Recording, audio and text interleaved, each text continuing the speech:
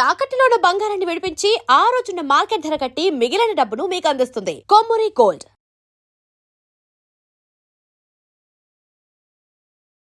నమస్తే, welcome to our channel. నేను మీ anchor రేవక. Chetan Chowdary అలాగే రియా చేసినటువంటి హత్యలో నిజంగా ఇంకొక కొత్త మలుపే తిరిగిందని చెప్పొచ్చు. ఏంటంటే సాధారణంగా వీళ్ళిద్దరూ లోహగఢ్ కోటలోనే హత్యకి పాల్పడినట్లు, అంటే హత్య చేయడానికి ఎవరైతే కేతన్ని, సో దీనికి ముందే దీపావళి అంటే గత ఏడాది దీపావళికి వీళ్ళు ఇంకొక ప్లాన్ చేసినట్టు తెలిసింది. అదేంటంటే కాఫీ షాప్లో కూర్చొని ఇద్దరు కూడా ఎవరు చేతను ఇంకా సిరియా కూర్చొని ఇవి కేతన్ పైన ఒక మాస్టర్ ప్లానే వేశారు. అది ఫ్లాప్ అవ్వడంతో ఆ తర్వాత వీళ్ళిద్దరు ఏదైతే చేతను జూన్ 18కి హత్య అవగా దీనికంటే 4 రోజుల ముందు వీళ్ళిద్దరూ ఒక వెడ్డింగ్ ప్లాన్ అని చెప్పేసి దానికోసం వెళ్ళి అక్కడ ప్రమాదవశాత్తు కేతను అక్కడ లోయలోంచి పడిపోయాడు అని చెప్పేసి నమ్మించడానికి ట్రై చేసింది.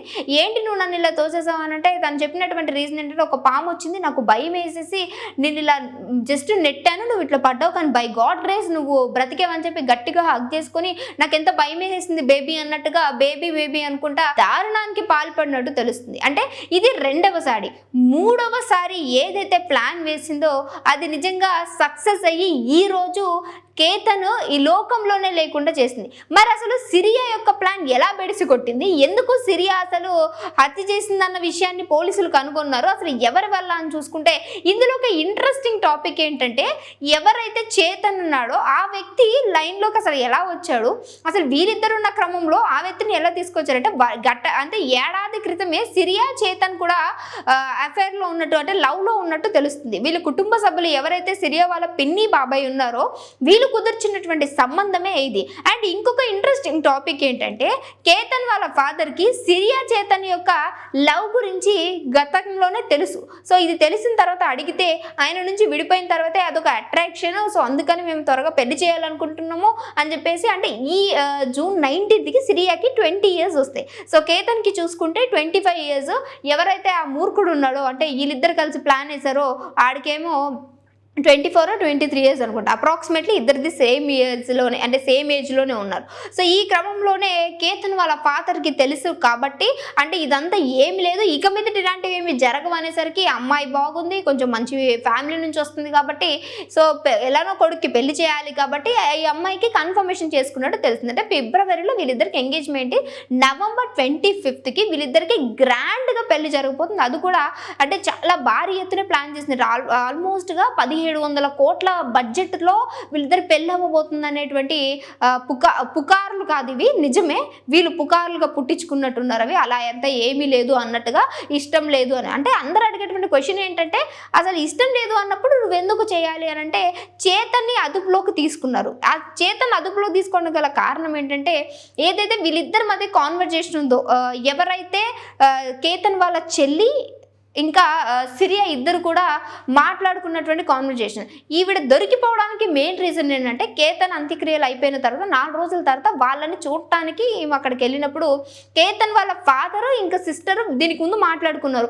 మనమే ఇంత బాధపడుతుంటే డాడీ, మరి పాపం సిరియా సిచ్యువేషన్ ఎలా ఉందో, అన్ననంత ప్రేమించింది, వీళ్ళిద్దరు అసలు మేడ్ ఫర్ ఈచ్ అదర్లా ఉన్నారు, ఆవిడ మనం ఓదార్చాలి అని చెప్పేసి వదిన గురించి అన్నట్టుగా బాబీ గురించి మాట్లాడుకుంటే వాళ్ళిద్దరు ఈవిడ కోసం పాపము చాలా బాధపడ్డారట. ఈవిడ ఇంటికి వెళ్ళినప్పుడు ఏదైతే కేతన్ వాళ్ళ సిస్టర్ ఉన్నారో ఈవిడ కొన్ని క్వశ్చన్లు అడిగింది.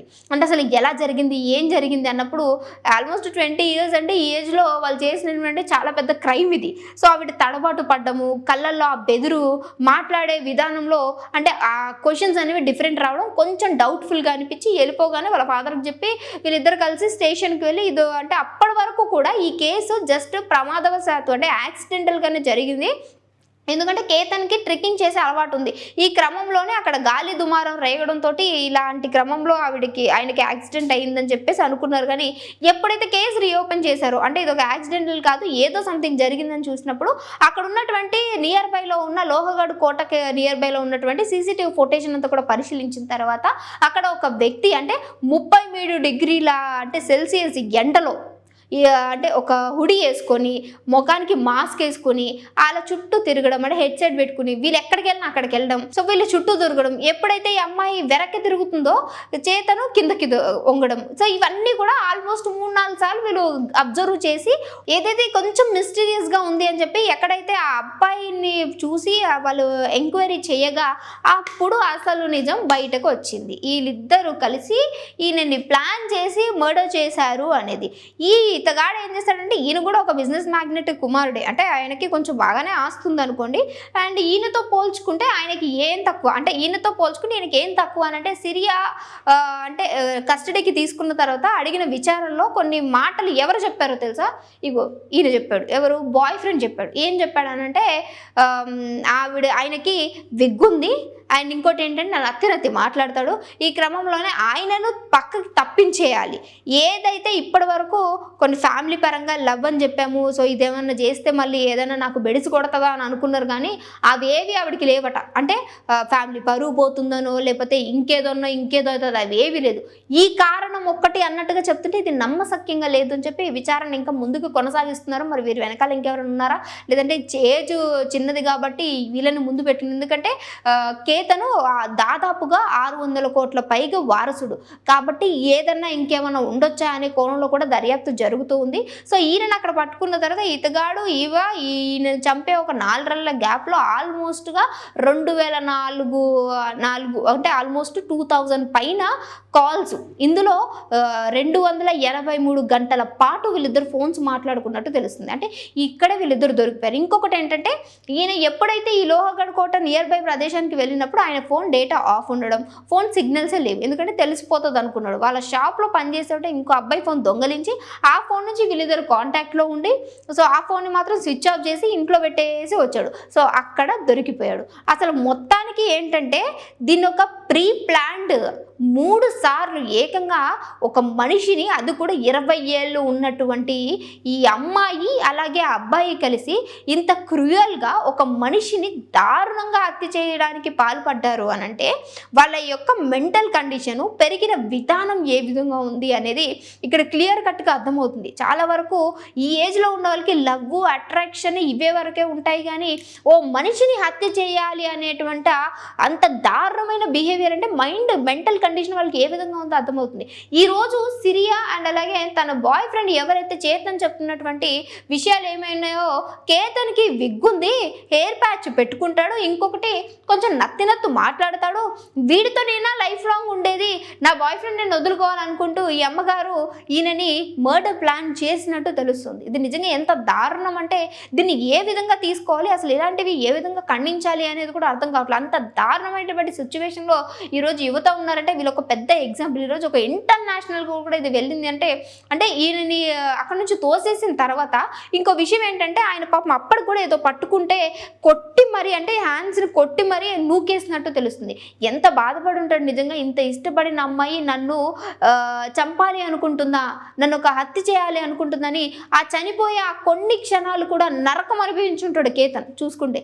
నిజంగా ఇష్టం లేదని చెప్పాల్సిన ఒక చిన్న మాటకి ఈరోజు ప్రాణాలు తీసేంత స్టేజ్కి వెళ్తున్నారు. ఈవినికి కస్టడీకి తీసుకొని విచారణ చేస్తున్న ఆమె దగ్గర నుంచి ఎలాంటి ఆన్సర్ రావట్లేదు. సో తల్లిదండ్రులు కూడా ఏం చెప్తున్నారంటే ఒకవేళ నిజంగా నా కూతురే ఈ పని చేస్తుంటే ఏదైతే కేతన్ బాబు ఎక్కడి నుంచి అయితే జారి పడిపోయాడని నమ్మించిందో అదే ప్లేస్లో నుంచి దాన్ని కూడా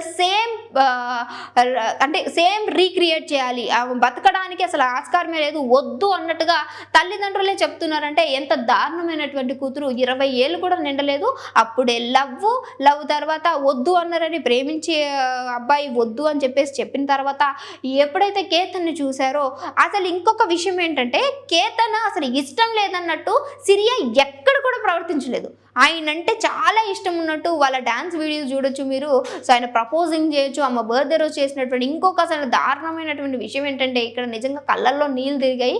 ఈమె బర్త్డేకి ఏదైతే ఇప్పుడు యాక్సిడెంటల్గా అని క్రియేట్ చేసిందో హత్యని, దానికంటే ముందు కేతన్ ఒకసారి అదే లోయలోంచి పడిపోతుంటే ఒక చెట్టు కొమ్మను పట్టుకుని కాపాడాడు కదా. సో ఆ తర్వాత వాళ్ళ మదర్ కూడా వద్దని చెప్పిందంట, ఇంకొద్దు ఆ ప్లేస్ కంటే. కేతన్ కూడా భయపడ్డాడు పాపం, మళ్ళీ ఏమైనా జరిగితే ఏంటి అని అనుకున్నాడో వద్దు అని అంటే, లేదు లేదు నా బర్త్డే పరంగా నేను నీతో కొంచెం పర్సనల్గా మాట్లాడి ఈ ప్రదేశానికి రా, వెళదాము, మళ్ళీ కోటకి వెళదాము అని అంటే, సరే అంతలా అడుగుతుంది కదా అని చెప్పి వెళ్ళడానికి ట్రై చేశాడు. ఒప్పుకోవట్లేదని ఈ అమ్మగారు కేతన్ వాళ్ళ మదర్కి ఫోన్ చేసి మరీ ఒప్పించిందంట. పాపం వాళ్ళ అమ్మ ఫస్ట్ వద్దన్నది, తర్వాత ఎందుకు ఒప్పుకుందో తెలియదు కానీ ఈరోజు నిజంగా వాళ్ళ మదర్ ఏడుస్తూ ఉంది. నా వల్లే అనుకుంటా, నేను ఒప్పుకుండకపోతే బాగుండేది, ఆల్రెడీ ఒక ఇన్సిడెంట్ జరిగింది, ప్రమాదవశాత్తు ఇంకేమైనా జరిగే అవకాశం ఉందని వద్దు అనుంటే ఈరోజు నా కొడుకు బ్రతుకుండేవాడు అనుకుని చాలా ఏడుస్తున్నటువంటి నిజంగా ఆ విజువల్స్, ఆ మాటలు అనేవి కంటతడి పెట్టిస్తున్నాయి. మరి ఈ ఇద్దరిని కూడా కస్టడీకి తీసుకుని ఇప్పటికే వాళ్ళపైన మర్డర్ కేసు ఫైల్ చేసి ఇద్దరిని అంటే జైలుకి అయితే తరలించడం జరిగింది. ఎవరైతే కేతన్ వాళ్ళ ఫ్యామిలీ మెంబర్స్ ఉన్నారో ఇద్దరి నిందితులకు కూడా సరైన శిక్ష పడాలి అని చెప్పేసి వాళ్ళు ధర్నా చేస్తున్నటువంటి పరిస్థితి కనిపిస్తూ ఉంది. మరి చూడాలి ఈ కేసు ఇంకెంతవరకు వెళ్తుందో, ఇంకేమైనా కేసులో ట్విస్టులు వచ్చే అవకాశం ఉందా అనేది తెలియాల్సి ఉంది. ఇంకేమైనా ఇన్ఫర్మేషన్ ఉంటే డెఫినెట్గా మీ వరకు తీసుకొని ట్రై చేస్తాం. అంతవరకు చూస్తూనే ఉండండి. ఛానల్.